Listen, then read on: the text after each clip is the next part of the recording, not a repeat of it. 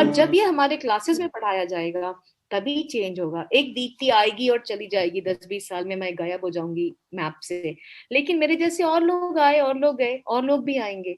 Long term impact तब होगा जब इसको मेन स्ट्रीम करिकुलम में लाया जाएगा। मैंने वही कोशिश करी है, और मेरी कंपनी करीब 150 स्कूलों के साथ काम करती है, जी और 150 स्कूल में करीब 1 लाख बच्चों के साथ हम हर साल काम करते हैं। तो हम छोटा सा एक टुकड़ा है, हमारे जैसे हजारों लोगों की जरूरत है, तभी जाके हमारा देश बदलेगा। जी जी। Hello, friends. Today we have founder and director of Safe Campus, an Our Lady of India from Haryana. Apart from being an icon for many women whom she has empowered conducting several safety and self-defense workshops, she works as soft skills and communication trainer as well. Deepti ji, I welcome you with the core of my heart to Conspire, Communicate to Inspire. Thank you so much, Anupama. The name itself is fascinating. Conspire, communicate to inspire. I hope I will be able to inspire some people with my talk. You have been working with women and children empowerment for the last 6 years. How were you inspired or motivated to start this great mission? Who all helped you to make this whole thing happen? So, Anupama, it's been a very long journey. 6 years, when we say, it is just the tip of the iceberg that you see. वो तो visible work है, but जब तक हम visible हो पाते हैं उसके पीछे बहुत सारा नॉन विजिबल वर्क करना पड़ता है वहां पहुंचने के लिए, कि लोग आपको नोटिस करें और लोग आपके बारे में जाने। तो मेरी जर्नी मुझे लगता है बहुत साल पहले as a child, as a girl शुरू हुई थी। My father is an engineer with the government of Bihar, और पापा की पोस्टिंग ऐसी ऐसी जगहों पे आती थी कि जहाँ पे प्रॉपर स्कूल्स भी नहीं होते थे। मुझे याद है last time when I was in a school in Jhumri तलैया।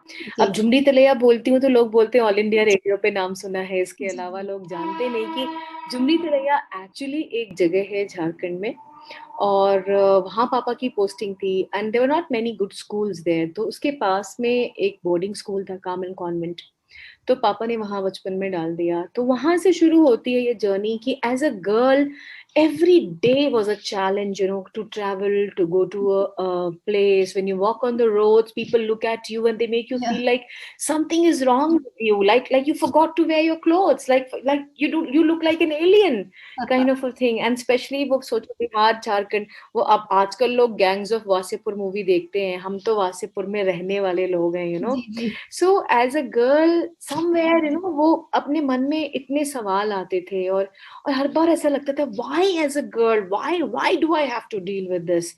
और ये प्रोसेस होते होते होते बड़े हो गए, और जिंदगी आगे बढ़ी, करियर, एजुकेशन सब हुआ, पर कहीं ना कहीं दिमाग में ये चलता रहा कि something is not right, the way people look at women is not correct, the way people treat women.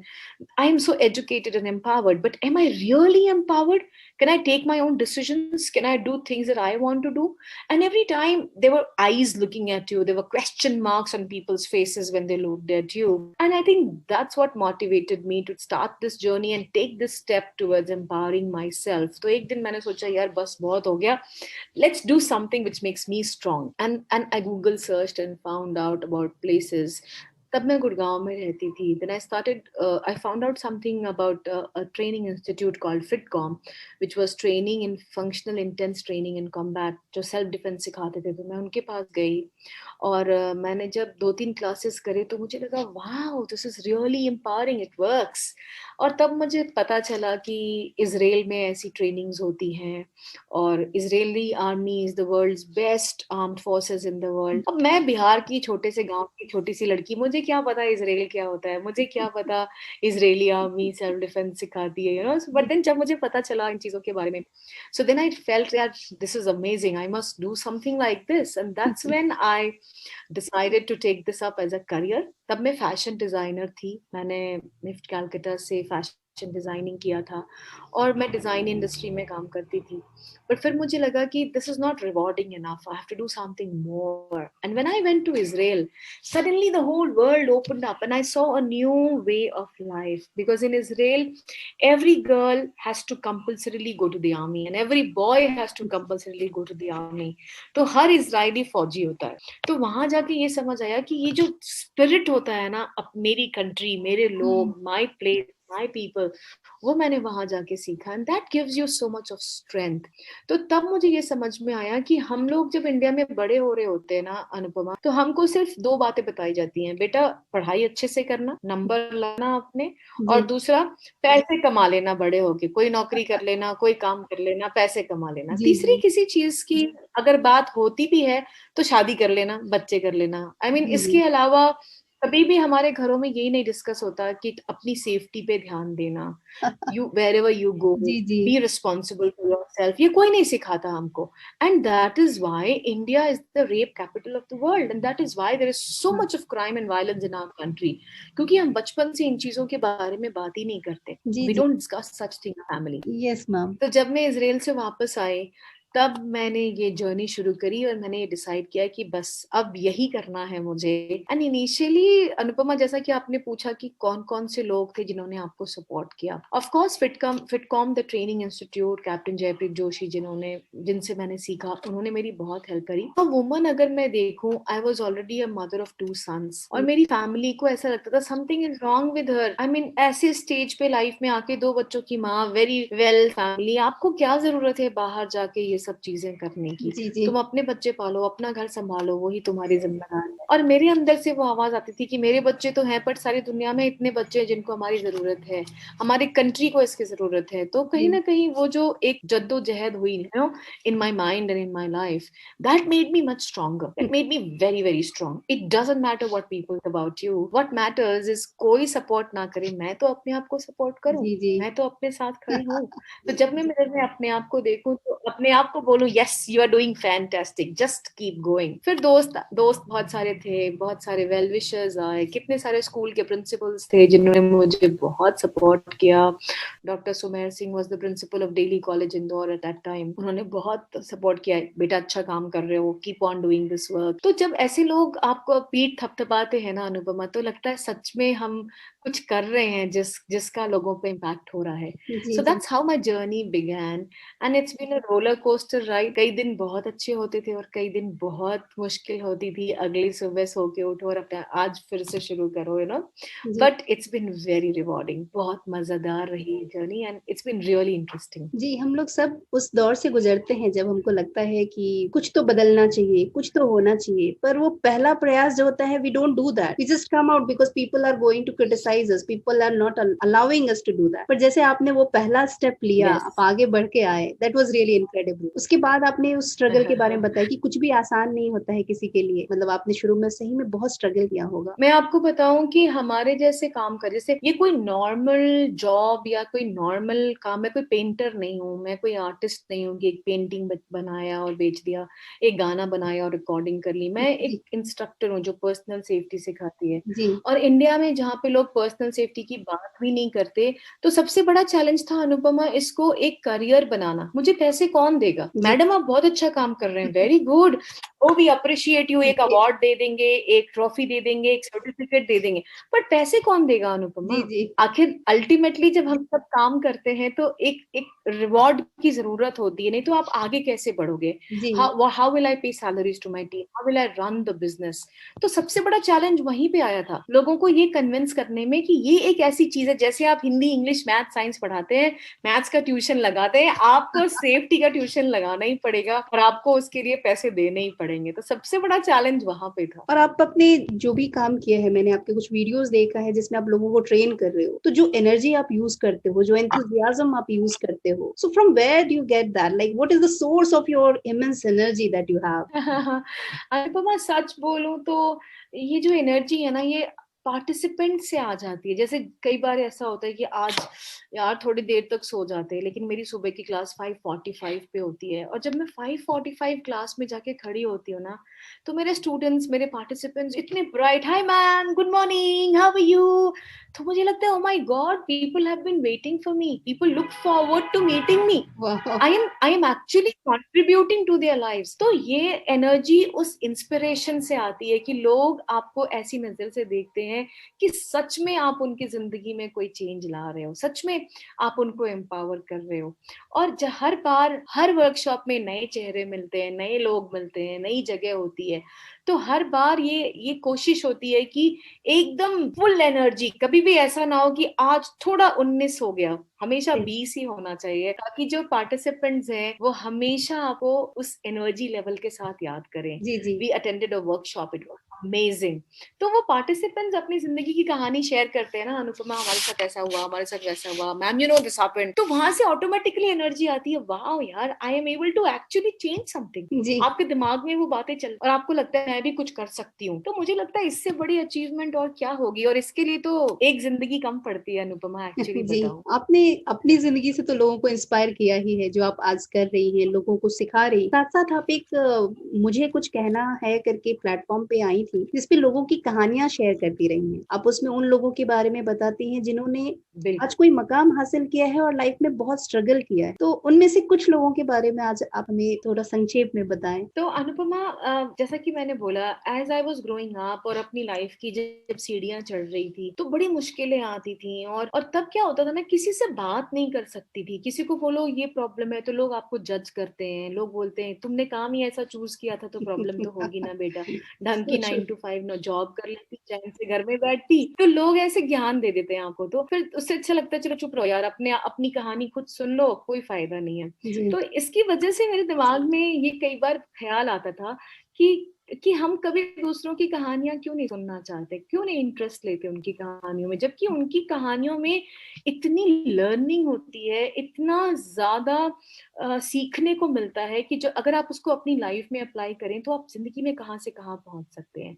और इसीलिए मेरे मन में ये ख्याल आया कि मुझे कुछ कहना है, मैं कुछ कहना चाहती हूँ, प्लीज सुनो मेरी बात, listen to me was the whole concept, and that is why मैंने ये सीरीज ऑफ पॉडकास्ट शुरू किया, मुझे कुछ कहना है। और मुझे कुछ कहना, मैंने सिर्फ उन तरीके के गेस्ट को इंटरव्यू किया है जिनके पास ऐसी ऐसी स्टोरीज हैं जो हमें इंस्पायर कर सकती हैं।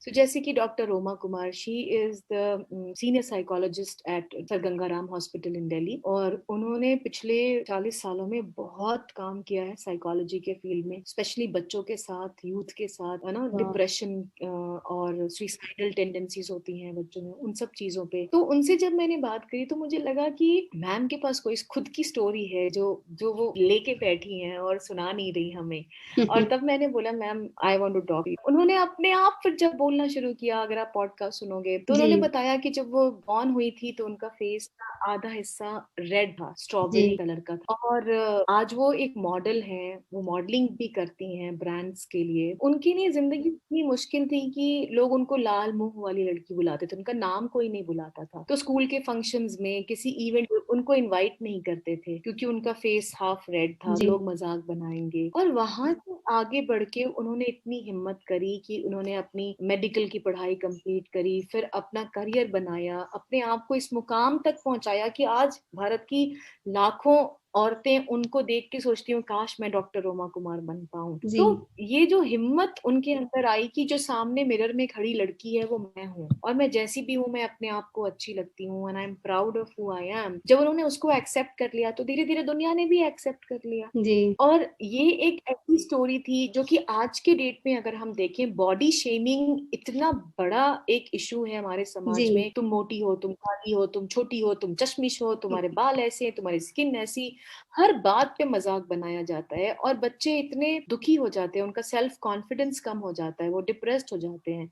तो इसीलिए डॉक्टर रोमा कुमार की स्टोरी हमारे लिए इंस्पिरेशन है कि उनके जैसे लोग अगर इतनी प्रॉब्लम के बाद भी आज इस मुकाम पे पहुंच सकते हैं तो हम क्यों नहीं पहुंच सकते। बस कोशिश करने वालों की हार नहीं होगी। जी that is what we have to learn from her. फिर हमारे और एक गेस्ट थे कैप्टन वालिया, अगर जी आप सुनोगे कैप्टन वालिया को, बचपन से, मतलब जब वो 6 साल के थे उनके पेरेंट्स की डेथ हो गई है, वो चाइल्ड लेबरर थे, वो रेलवे जी स्टेशन पर पानी की बोतल बेचते थे, और वहां से उन्होंने आगे बढ़ के इंडियन आर्मी में ऑफिसर बन गए, वाह खुद इतनी मेहनत करी और वहां तक पहुंचे, और आज वो किसी बहुत बड़ी कंपनी के सीईओ हैं जी क्योंकि उन्होंने कभी हार नहीं मानी। अब नॉर्मल इंसान इमेजिन भी नहीं कर सकता कि एक ट्रेन पे पानी बेचने वाला लड़का कभी आर्मी ऑफिसर बन सकता है, कभी एक कंपनी का सीईओ बन सकता है।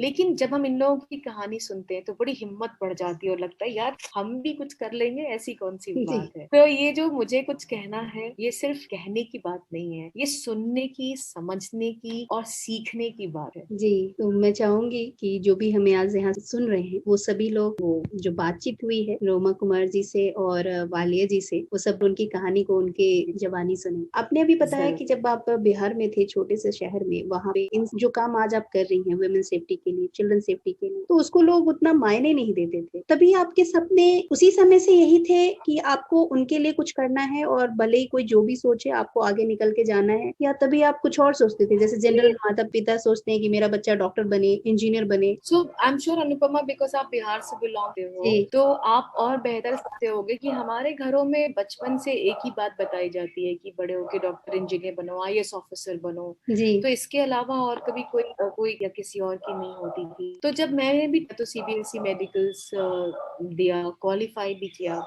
बट मैंने अपने फादर को बोला था पापा आप चाहते हो इसलिए मैं एग्जाम दे रही हूँ, बट जी मेरा कोई इंटरेस्ट नहीं था, क्योंकि मैं वैसे मेंटली ओरिएंटेड नहीं थी।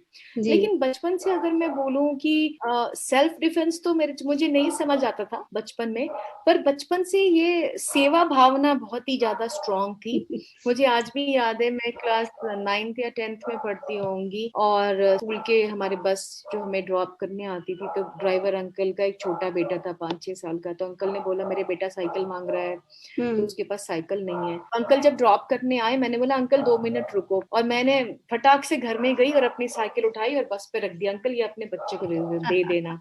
और मम्मी ने इतनी डांट लगाई, अरे शर्म नहीं आती, तुम्हारी साइकिल तुमने ऐसे दे दी, तुम्हें कौन ला के देगा। मैंने कहा कोई बात नहीं मम्मा, आप मत लाना, मैंने तो उनको दे दी अपनी साइकिल। तो मतलब वो शुरू से ये था कि कुछ ऐसा, तब इतनी समझ नहीं थी कि हम क्या कर सकते हैं, जी जी कैसे कर सकते हैं, पर कुछ ऐसा करना चाहते हैं जिससे कि दूसरों की जिंदगी में हम एक डिफरेंस क्रिएट कर सके। ये फीलिंग शुरू से थी मेरे मन में, और जब ये काम करना शुरू किया, मेरी कंपनी का नाम सेफ कैंपस है, क्योंकि हम स्कूल कैंपसेस को सेफ बनाते हैं। तो सेफ कैंपस जब शुरू किया तो इतनी सेटिस्फैक्शन मिलती है अनुपमा, की ऐसा लगता है कि एक्चुअली आपने लोगों की जिंदगी को टच किया है, एक्चुअली आपने लोगों की जिंदगी में वैल्यू ऐड किया है। जी तो मुझे लगता है कि बचपन से इतनी क्लैरिटी नहीं होती है कि किस रास्ते जाना है और कैसे करना है, जी पर जो बचपन की एक फीलिंग होती है ना कि मैं ये करना चाहती हूँ, तो मुझे लगता है मैं सिर्फ यही करना चाहती थी कि मैं दूसरों की लाइफ में कैसे इम्पैक्ट क्रिएट करूँ और कैसे उनकी हेल्प कर सकती हूँ। And I am very happy and proud कि मैं एक्चुअली वो कर पाई जो मैं करना चाहती जी। थी। So at what stage really you realized that you can help people in this way? You can help them to When I was defend 30 themselves. years old, Okay, great. So when I was 30 years old, I was a mother of 2 children. मेरे 2 बेटे हो चुके थे, और तब मैंने ये decide किया, मैं फैशन डिजाइनर थी जैसा कि मैंने आपको बताया, तो जी नॉर्मल जी फैशन की डिग्री थी और पढ़ाई करके बाद जॉब कर रहे थे, जी पर मजा नहीं आ रहा था, कुछ और करना है, कुछ और करना है, ऐसा सोचते थे। तो जब 2 बच्चे हो गए उसके बाद मैंने डिसाइड किया, अच्छा अब तो काम खत्म हो गया, पढ़ाई भी कर ली, नौकरी भी कर ली, शादी भी कर ली, बच्चे भी कर लिए, अब क्या, अब कुछ और करते हैं। तो वो जो कीड़ा था ना मेरे अंदर, कुछ करना है, कुछ करना है, जी जी वो तब शुरू हुआ। When I was 30 years old, now it is 10 years. I'm turning 40 this year. और ये पिछले 10 साल बहुत ही मजेदार निकले, बहुत जी जी मजा आया। दीप्ति जी, जब आप सेफ्टी की बात करते हैं तो सीनियर सिटीजन की सेफ्टी, वुमेन की सेफ्टी, चिल्ड्रन की सेफ्टी, आप उन सब के लिए काम कर रहे हो, आज उन सबको सेल्फ डिफेंस सिखा रहे हो। Still I really feel that there are so many people who need you but they are not able to approach you, they are not able to go for such thing. So how do you provide a platform for them and they all will be able to realize that they need you, they need to be safer today? जैसे आज मैं रात को अगर office से घर जाती हूँ, it's already 8:30 or something, and at that time I really feel that I need something to help myself, to defend myself, but neither time is there, approach personalities like you, nor we get to work on such sort of things. So what do you advise to people like me or the people who cannot do anything in तो that? इसीलिए अनुपमा, जब मैंने Israel से वापस आके जब काम शुरू किया, तो मैं कॉर्पोरेट ट्रेनिंग्स करती थी, और जब मैं कॉर्पोरेट्स में ट्रेनिंग करती थी, जैसा कि आपने बोला 8:30 बजे घर जाते थे, तो लोग डरते थे, पता नहीं जी सब ठीक होगा कि नहीं। मैं गुड़गांव में रहती हूँ, जी तो दिल्ली एनसीआर वैसे ही फेमस है ऐसी चीजों के जी लिए। तो लोग इतनी कहानियां शेयर करते थे, मुझे ऐसा लगा, मुझे वैसा लगा, तो मुझे ये समझ आया कि एक्चुअली हम अगर देखो, हमारी भारत की जनता 1.6 बिलियन है, हम वहां तक मेरे लाइफ टाइम में इम्पॉसिबल है। मुझे लगता है मैं 1% भी टच कर लूं तो बहुत बहुत बड़ी जी बात जी होगी। लेकिन मुझे लगता है कि जो हम कर सकते हैं, एक्चुअल जो रास्ता है, वो रास्ता ये है कि जब हम शुरू से हर स्कूल में, जैसे कि हम हिंदी, इंग्लिश, मैथ, साइंस पढ़ा, वैसे ही अगर पर्सनल स्कूल में पढ़ाया जाए जी जी तो आपको एक्स्ट्रा टाइम बड़े होके नहीं निकालना पड़ेगा, बड़े होके आपको एक्स्ट्रा एफर्ट नहीं करना पड़ेगा। जैसे कि अब आपको अनुपमा स्पोकन इंग्लिश की जरूरत नहीं पड़े या मैथ्स क्लासेस की जरूरत नहीं है। क्यों? क्योंकि आपने स्कूल में सीख लिया था ना वो जी सब जी कुछ। हम्म। तो तो कहीं ना कहीं मुझे लगता है कि इसको हमारे एजुकेशन सिस्टम का कंपलसरी हिस्सा बनाना पड़ेगा। जी जी जब कंपलसरी हो जाएगा और लोगों को ये काम करने के लिए डिसेंट पैसे मिलने लगेंगे, तो ये भी एक प्रोफेशन बन जाएगा। तो मेरे जैसे लोग पैशन की वजह से काम करते हैं, जी प्रोफेशन की वजह से काम नहीं करते जी हैं।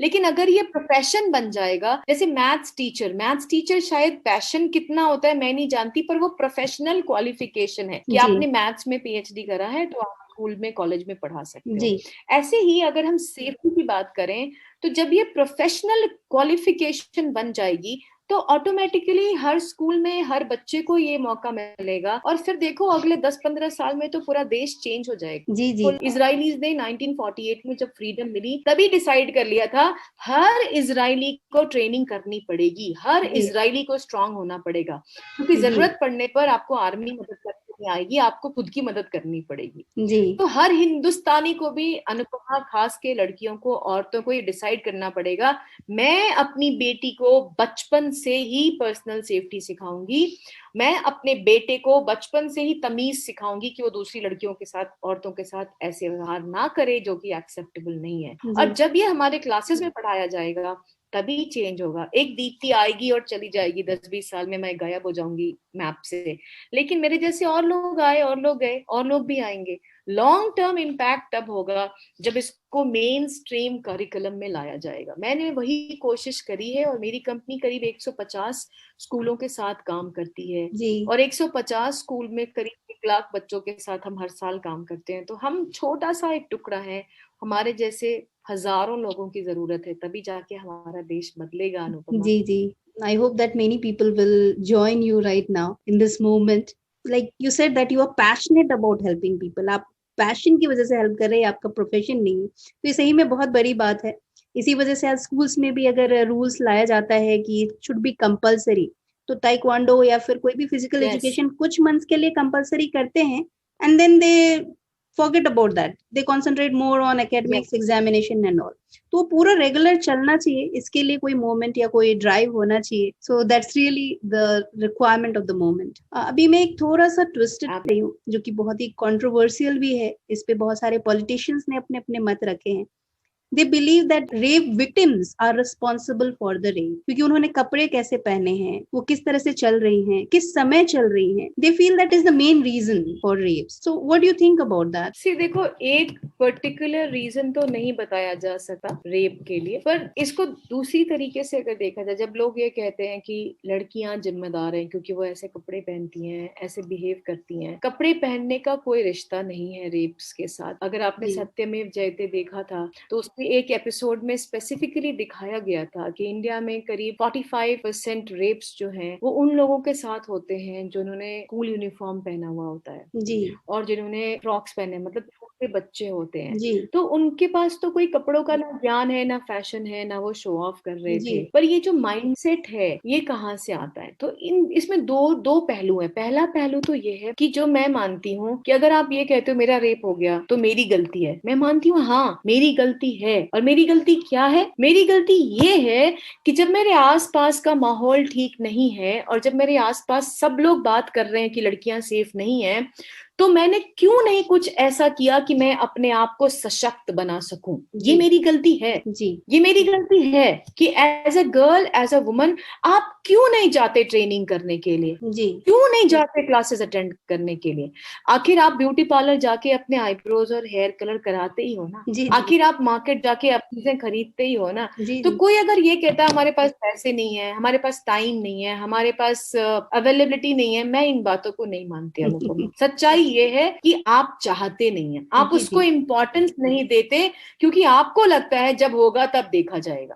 जब हो ही जाएगा तो देख क्या पाओगे फिर उसके बाद? बिल्कुल सही। फिर तो आप न्यूज़पेपर में छपोगे, टीवी पे आओगे, और कुछ नहीं होगा आपका। जी। तो ये बहुत कड़वी सच्चाई है, और सच्चाई ये है कि अगर मेरा रेप होता है तो मेरी जिम्मेदारी है। जी। लोग ये बोलते हैं मेरी क्या गलती, मैंने क्या किया, मेरे साथ क्यों ऐसा हुआ? यही तो गलती है कि तुमने कुछ नहीं किया। तुम्हें कुछ करना चाहिए, तुम्हें कुछ सीखना चाहिए था, तुम्हें उस पे जोर लगाना चाहिए था कि मेरी जिंदगी इंपॉर्टेंट है।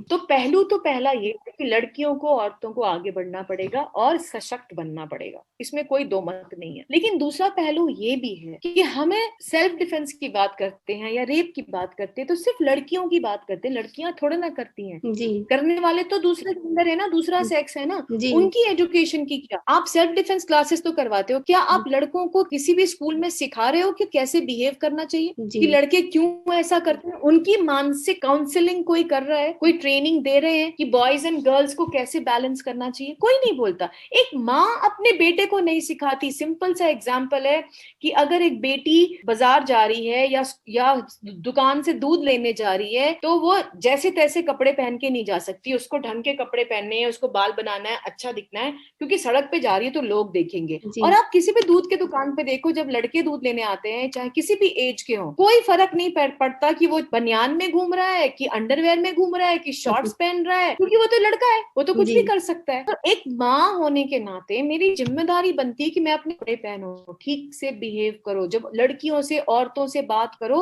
तो सिर्फ उनके चेहरे की तरफ देखो, चेहरे से नीचे मत देखो। It is this, look at a woman like that. तो जब तक ये नहीं सिखाया जाएगा अनुपमा, तब तक हमारा समाज बदल नहीं सकता। अब ये नेता लोग बोलते हैं लड़कियों की गलती है, या लोग बोलते, क्योंकि वो अपना पल्लू झाड़ना चाहते हैं ना, हमारी तो कोई गलती नहीं है, लड़कियों ने ये सब कुछ किया। तो इसमें कहीं ना कहीं थोड़ी सी गलती लड़कियों की ये है कि हम लड़कियां, कई बार क्या होता है कि कैरिड अवे हो जाती है, दोस्तों के साथ जा रही हैं तो बड़े ऐसे कपड़े पहन लिए या इस तरीके से ड्रेसअप कर लिया कि भीड़ भाड़ में सबकी नजर मेरे ऊपर चली जाती है। अगर मैं मेट्रो में ट्रैवल कर रही हूँ और मुझे पता है कि मैं अकेली हूँ, शाम को ऑफिस से आ रही हूँ, तो क्यों ना ऐसे कपड़े पहनूं जैसे सब लोग पहनते हैं, ताकि मैं नॉर्मल लगूंगी, किसी का खास तौर पे नजर मेरे ऊपर नहीं जाएगा। लेकिन अगर मैं शॉर्ट स्कर्ट पहन के जा रही हूँ या ऐसे बाल बना रही हूँ, तो जो नहीं भी देखना चाहेगा ना अनुपमा, वो भी मेरी तरफ देखेगा। सिंपल सी बात है, 100 आदमियों में से अगर एक आदमी, एक मर्द अपनी शर्ट उतार के मेट्रो में ट्रैवल करेगा, तो हम औरतें भी उसकी तरफ देखेंगे। क्या इसकी प्रॉब्लम क्या है, ऐसे क्यों हो रहा है?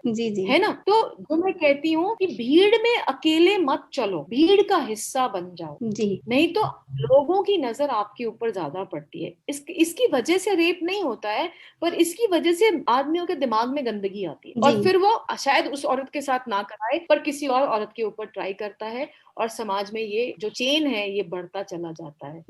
लेकिन आपने अभी बताया कि अगर रेप होता है तो सही में फीमेल भी रिस्पॉन्सिबल है उसके लिए, because she was not prepared for that, she didn't learn how to protect herself. So what do you say, what should they do so that they will be able to protect themselves? मतलब ऐसा क्या उनको चाहिए, कहाँ approach करें? वो कहीं approach करने की जरूरत नहीं है अनुपमा। मुझे लगता है कि लड़कियों को सिर्फ ये एक्सेप्ट करने की जरूरत है कि जब आपको प्रॉब्लम होगी तो कोई मदद करने नहीं आएगा।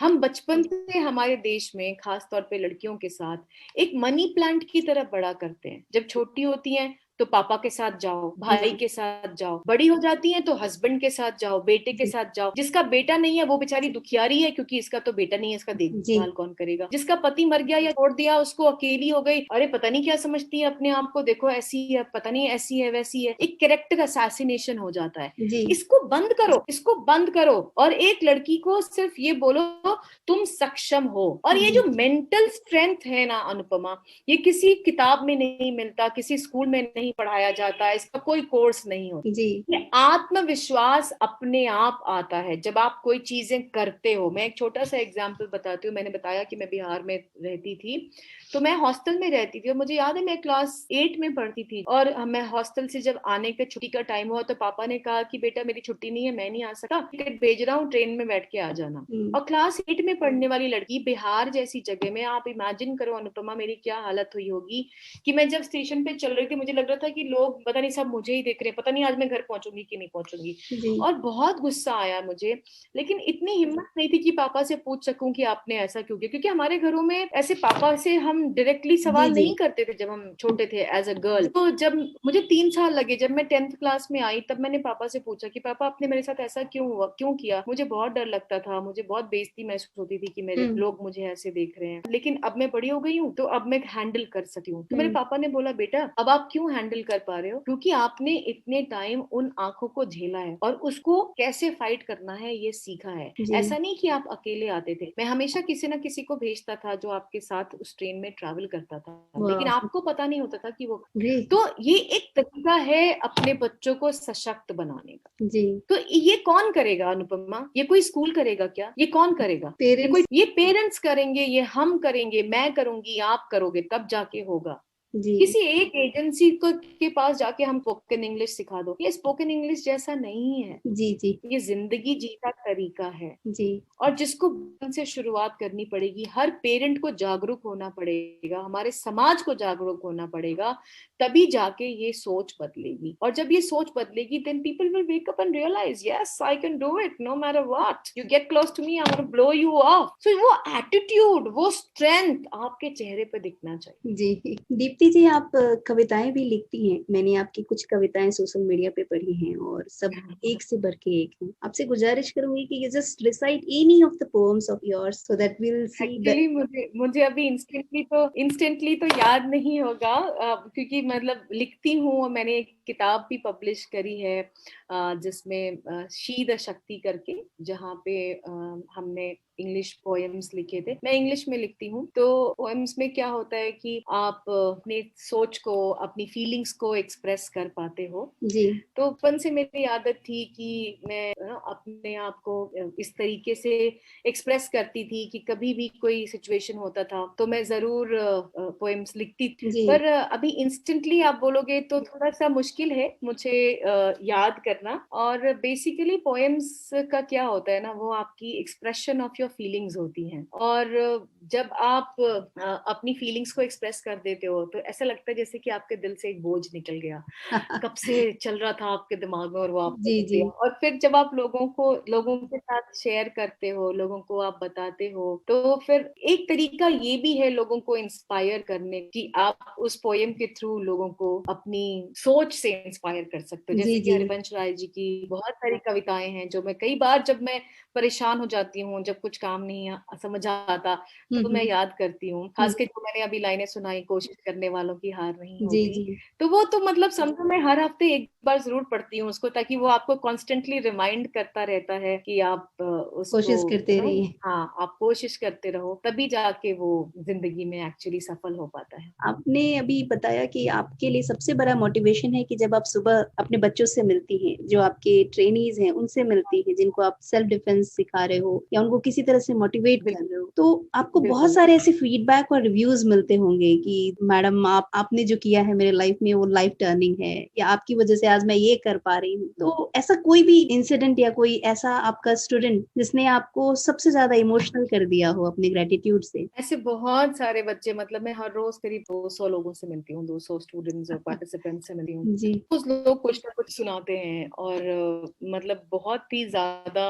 हिम्मत मिलती है, प्रेरणा मिलती है कि आप उन लोगों की जिंदगी को टच कर रहे हो। स्कूल है विद्या देवी जिंदल करके हिसार में, जहाँ पे मैं कई सालों से पढ़ाती हूँ। जी वो एक रेजिडेंशियल स्कूल है लड़कियों के लिए, लड़कियां आती हैं पूरे देश से। जी एक बार ऐसे मैं अपनी क्लास में जा रही थी, तो एक छोटी बच्ची क्लास 6-7 की हम्म बड़ा जल्दी जल्दी भागे भागे कहीं जा रही थी किताबों को लेके। तो मैंने कहा बेटे क्या हुआ, कहाँ भाग के जा रहे हो?